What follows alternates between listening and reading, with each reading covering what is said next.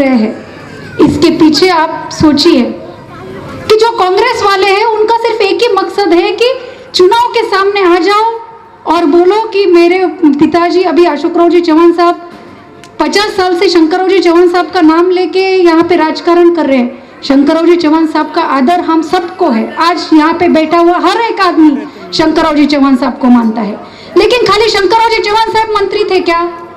अशोकराव चौहान साहब कुछ नहीं थे क्या? अशोकराव चौहान तो उद्योग मंत्री थे, 2 बार मुख्यमंत्री पद हमने उनको दिया है, 1 बार हमने खासदार की उनकी दी है, उनके आमदार उनके खासदार, फिर भी हमारी परिस्थिति में कोई सुधार नहीं हुआ। अभी महापालिका के चुनाव हुए, चुनाव में सबसे ज्यादा वोटों से कांग्रेस जीती और कांग्रेस का महापौर उप महापौर कांग्रेस का है। फिर भी हमारी नाली की समस्या वैसी की वैसी है, रास्ते की समस्या वैसी की वैसी है, लाइट की समस्या वैसी की वैसी है, पानी 3-3 4-4 दिन में आ रहा है, वो आले वगैरह उधर अंदर कीड़े मकोड़े निकल रहे, ये परिस्थिति आज हमारी हो गई है। हमें आज सोचने की जरूरत है कि हमें किसके पीछे रहना चाहिए। एक देश का प्रधानमंत्री जैसे 60 साल तक कांग्रेस ने हम पे राज्य किया, सिर्फ गरीबी हटाओ का नारा दिया और आज तक हमारी गरीबी नहीं हटा सकी। गरीबी हटी लेकिन उनके चेले चपाटों की गरीबी हटी, हमारी गरीबी नहीं हटी। जो भी योजनाएं आई कागज पे आई और कागज पे चली गई। आज तक घरकुल योजना भी पहले थी, आज भी घरकुल योजना है। 2 घरकुल योजना में बहुत सारा फर्क है। पहले अपना यहाँ पे नगर सेवक,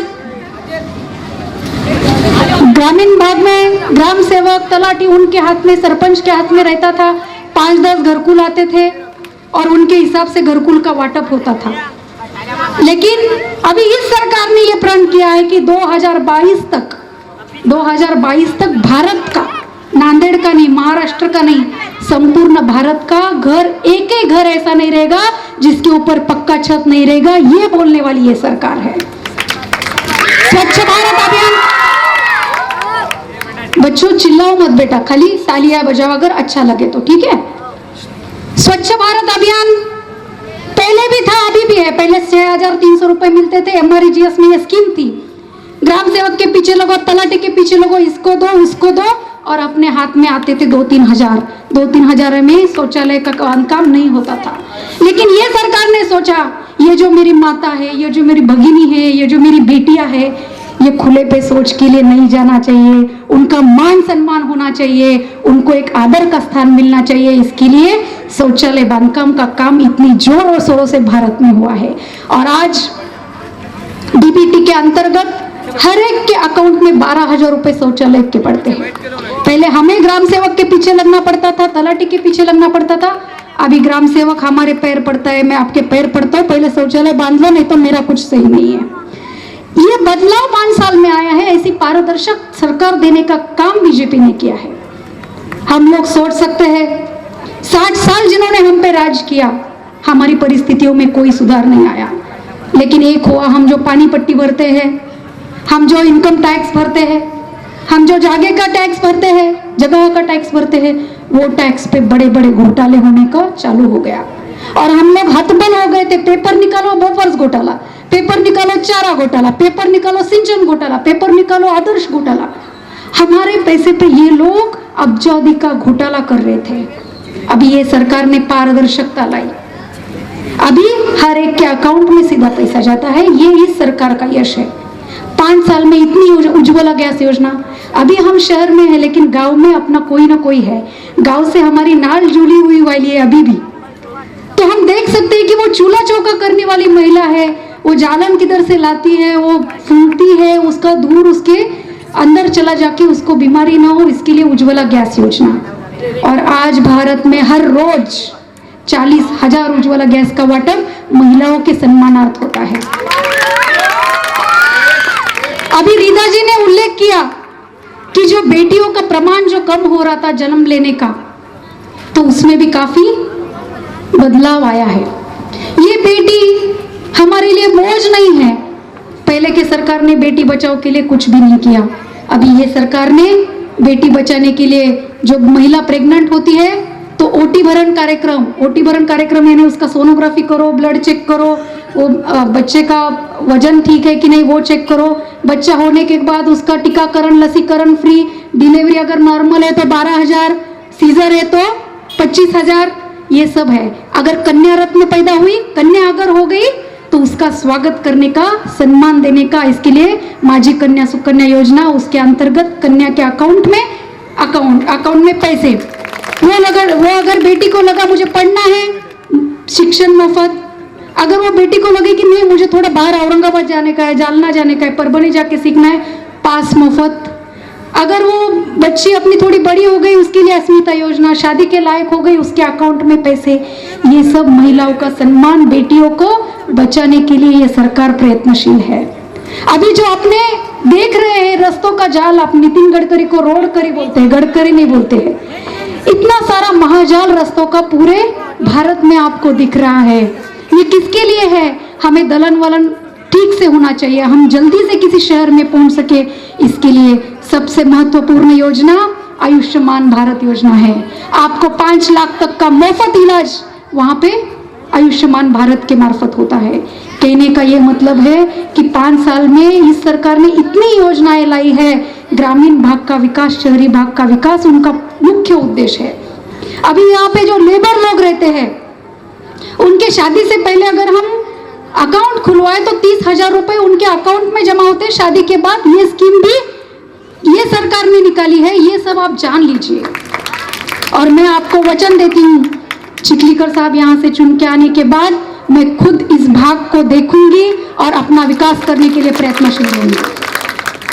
मैं पूछना चाहूंगी अशोक राव जी साहब को, आपके पास उद्योग मंत्री पद था, एक भी उद्योग आप यहाँ पे क्यों नहीं ला सके? और जो भी उस्मानिया मिल थी वो भी बंद करने का पाप आपने किया है। 9,000 लोगों को काम से निकालने का पाप आपने किया है। इसके लिए मैं आप सभी को विनती करती हूँ, चिखलीकर साहब एक सर्वसामान्य नेता है, सर्वसामान्य लोगों के सुख दुख में आने वाला नेता है। चिखलीकर साहब आप कभी भी आधे रात को उनको फोन कीजिए, आपका फोन रिसीव करेंगे। किसी को ब्लड लगा, चिखलीकर साहब, किसी का एक्सीडेंट का केस, चिखलीकर साहब। इतना नहीं, खाली रिक्शा वाला भी, कोई रिक्शा पकड़ेगा ट्रैफिक पुलिस तो वो रिक्शा वाला भी चिखलीकर साहब को फोन करता है कि साहब मेरा रिक्शा पकड़ा हुआ है।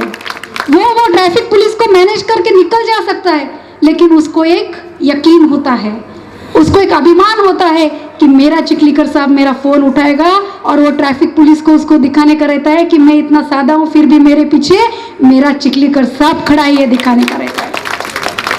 इसके लिए आप सभी को विनती करना चाहती हूँ, अभी जो गया वो गया, महापालिका गई, आमदार की गई, लेकिन अभी अपने हाथ में खासदार की है।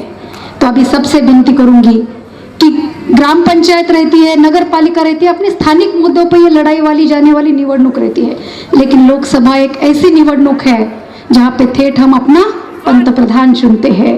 अभी आप सोचना चाहिए कि हमें पंतप्रधान कैसा चाहिए।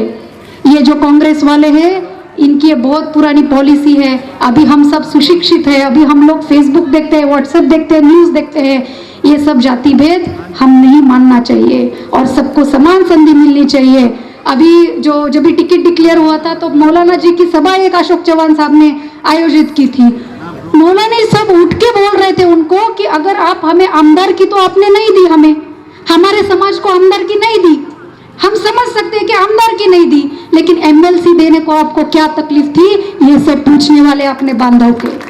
वो कुछ नहीं बोल पाए। उन्होंने कहा क्यों नहीं दिया? 2 बार मुख्यमंत्री थे, खासदार थे, सत्ता पूरी उनके पास थी, एमएलसी क्यों नहीं अपने समाज को दी? फिर अपना समाज उनको वोटों के टाइम पे क्यों याद आता है? ये सब लोगों ने ध्यान से रखने की जरूरत है। और आपके हिसाब से वो आपको ग्रहित, यानी क्या आपको पकड़ लेते कि ये सब मेरे ही है, इनको मैं विकास नहीं करूं, इनको मैं मिलूं नहीं, 5 साल में मिलूं नहीं, उनके सुख दुख में नहीं जाऊं, इनको कुछ निधि नहीं दूं। 56 लाख का निधि वापस गया लोकसभा का उनका। वो अगर 56 लाख यहाँ पे देते थे तो यहाँ पे कुछ विकास तो हो जाता था, लेकिन नहीं। फिर भी उन्होंने आप लोगों को कंसिडर कर लिया है कि ये समाज मेरे ही पीछे रहेगा। क्यों रहेगा? कभी आप हमारे शादी में आए, कभी आप हमारे दुख में आए, कभी आपने हमारा विकास करने का सोचा? अरे आपके नवगर सेवक हमसे टक्केवारी ले रहे हैं तो आप कहाँ पे हैं? अभी अशोक राव चौहान के घर पे 4-5 दिन पहले अपने मुस्लिम भाई और बहनें गई थी, मिले नहीं हो। ठीक है कि आप उनका काम नहीं कर सकते, लेकिन मिलो तो। आदमी की पहचान आदमी से होती है। उनके पास कितना पैसा है हमें लेना देना नहीं है, लेकिन कल आप मिलो तो। हम बोलते हैं ना अतिथि देवो भव, घर में जो आते हैं मेहमान उनका हम स्वागत करते हैं। नहीं मिले वो, घर से गाड़ी में निकल गए लेकिन 2 मिनट बात नहीं किया। क्यों नहीं की बात? आप रिस्पॉन्सिबल है, आप खासदार है, आपके आमदार है, आपकी नगर पालिका है, आप बात करो। लेकिन बात करने का भी उन्हें ऐसे लगता है कि आपके साथ बात करना भी जरूरी नहीं है, ये सब वो समझ रहे। अभी मैं आप सबसे विनती करती हूँ, लोहा कंधार में चिखलीकर साहब ने बहुत विकास किया है, कभी भी जाति पाति नहीं मानी है, सबको साथ में लेने के साथ सबका साथ सबका विकास। इसके लिए आज जो सब में चैतन्य दिख रहा है मुझे, सब आज जो बोल रहे हैं कि चिखलीकर साहब अशोक चौहान को टक्कर देने वाला आदमी है। और आज गांव-गांव में 75% सब लोग पाठिंबा दे रहे हैं और बोल रहे हैं कि इस बार चिखलीकर साहब को ही चुन के देंगे। और अपना समाज जो है वो तो चिखलीकर साहब का भाई, सबको भाई समझते हैं। तो इसलिए आपसे तो मुझे बहुत ज़्यादा उम्मीद है। आपको खाली आपकी बहन, आपकी बेटी के नाते खाली विनती करने के लिए आई हूँ। आज आपने यहाँ पे नाहिदा जी शेख मैडम आई है, रिदा जी मैडम आई है, उनके समक्ष में आपको सबको एक वचन देना चाहती हूँ। आपने 25 साल अशोक चौहान के पीछे गमाए, 25 साल उनको एक तरफी वोट दे दिए, लेकिन आप 5 साल चिखलीकर साहब को वोट देके देखना। और अगर आपका भाग का एक भी प्रश्न अगर मुझसे छूटा तो आपके सामने बाद में मतदान मांगने नहीं आऊंगी, यह आपको मैं नम्र। आगे बढ़ो, चिखलीकर साहब तुम आगे बढ़ो। और मतदान यह गुप्त पद्धति है, इसके लिए आप कोई भी डरने की जरूरत नहीं। आपके पीछे चिखलीकर साहब है। साहब का आपने भाषण सुना होगा तो चिखलीकर साहब ने बोला था, आपके बाल को धक्का यानी मेरे दिल को धक्का, आपको कोई मैकलाल हाथ नहीं लगा सकता। इसके लिए डरने का नहीं, अभी आजादी की सांस लेने का टाइम अपना आ गया है। इसके लिए मैं सभी महिलाओं को, सभी मेरे भाइयों को, सभी को विनती करती हूँ कि आप, और महिला को एक शाप है, महिलाओं के पेट में कुछ रहता नहीं, ऐसे बोलते हैं, पानी भी नहीं रहता, 10 जन को जाके बोल देती है। तो ये शाप का हमें उशाप करने का है। और सही में एक एक महिला अगर 25-25 महिला जोड़ेगी तो चिखलीकर साहब की लीड देगलूर नाका से चुनिए, देगलूर नाका से हम शुरू करेंगे गिनना। ये मैं आपको बोलती हूँ। आपके जो विकास है, घरकुल की योजना है, इसके बारे में अभी ज्यादा न बात करते हुए आपको ये बोलती हूँ कि घरकुल के लिए 1 रुपया भी नहीं देना चाहिए। ये ट्रांसपेरेंस एकदम पारदर्शी व्यवहार है, लेकिन आपके नगर सेवक आपको धमका के अपना अज्ञान का फायदा वो ले रहे हैं। साहब चुन के आने के बाद ऐसे ही हम एक बैठक आयोजित करेंगे और उसमें हम सब बैठ के आपके प्रॉब्लम्स आप मुझे बताना और तभी हम लोग एक्शन लेके ये सब चीज करेंगे, उन पे कार्रवाई करेंगे। ये बोलती हूँ, आप लोगों ने मुझे इतना प्यार दिया, ये आपका हार देख के ही मुझे आपका प्यार समझ में आ गया। आपसे ज्यादा ना बात करते हुए बोलूंगी, 18 तारीख को कमल, प्रतापराव पाटिल चिखलीकर, अपना भाई, अपना बेटा, उनका कमल यह निशानी है। अपनी निशानी, अपनी निशानी याद है ना? कमल भूलने का नहीं, अपने मन में रखने का कमल। इसके लिए परिवर्तन अभी करना जरूरी है। 60 साल हमने जिनको चुन के दिया, कुछ हुआ नहीं। आप ही 5 साल हम चिखलीकर साहब को चुन के देते हैं और देखते हैं कि कितना विकास, और साहब इतने अलग अलग हेड के अंदर निधि खींच के लाएंगे और इधर का विकास करेंगे। ये आपको ग्वाही आपकी बेटी इस नाते आपको देती हूँ। मेरा मान सम्मान किया, इसलिए आपका बहुत बहुत आभार व्यक्त करती हूँ। फिर से आपको मिलने के लिए आऊंगी, जरूर आऊंगी, ये कहते हुए कहती हूँ खुदा हाफिज।